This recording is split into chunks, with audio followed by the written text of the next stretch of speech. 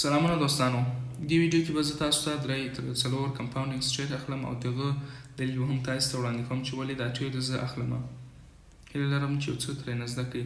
دلته تاسو کتلی شئ 15 ثانیې کې موږ د ډاون یا لپاره کنفرمیشن لرو، یعنې مارکیټ ښکته حرکت کوي او دغه کوم پریویوس مخکینی کوم کندل چې ده یو غټ شین کندل ده، دا لیول یې بریک کړی ده، یعنې فیک بریک اوټ دی ته موږ ویلی شو چې دا یو فیک بریک اوټ ده او د ریټریسمنټ کندل باندې موږ ټیر اخلو.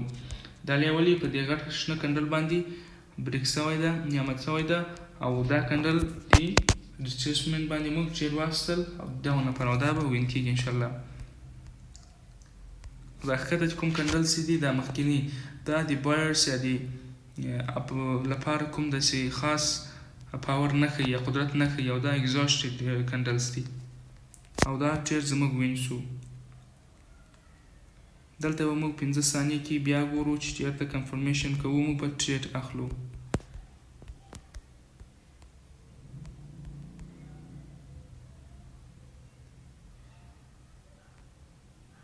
دلته موږ کوم کنفرمیشن یا تاییدي نه لرو.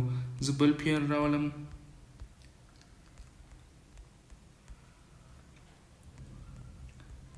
پنځه ثانیې کې ګورو کنفرمیشن موږ ته راکوي.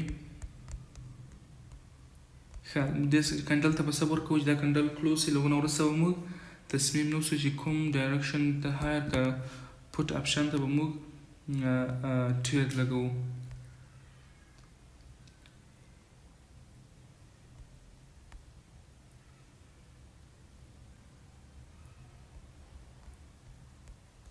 ګپ ډاون سو. کله چې مارکیټ کې تاسو ګپ ولیدل کندلز کې دلته تاسو کتلی شئ، نو موږ مارکیټ کې باید ډېر پام ورسره وکړو او ټریډ وانخلو. زه دلته د اپ ډایرکشن لپاره ما ټریډ واخیستل او دا کندل به وین کېږي. دلیل یې راځئ تاسو دلیل تشریح کړم.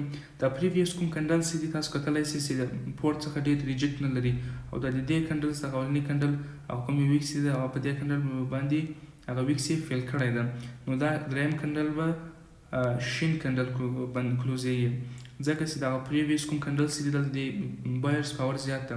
دلته تاسو کتلی شئ یو میډیم ګرین کندل ده، دا هم همداسې ده، لاندې ویک لري، ریجکټ شوی ده، د بایرس ریجکټ کړی ده کوم سیلران چې دي.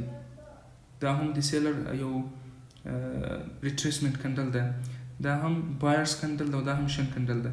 نو تر سره کندل دلته شنه کندلونه زیات دي او دا ښیي چې دلته به بایرس قدرت زیات ده. نو موږ د شنه کندل لپاره اپ لپاره ولاړو. نو اوس به صبر ورته کوو چې دا کندل کلوز لږونه وروسته بیا تصمیم نیسو چې د اپ لپاره ولاړ شو که د ډاون لپاره، او دا کندل زموږ وین شو.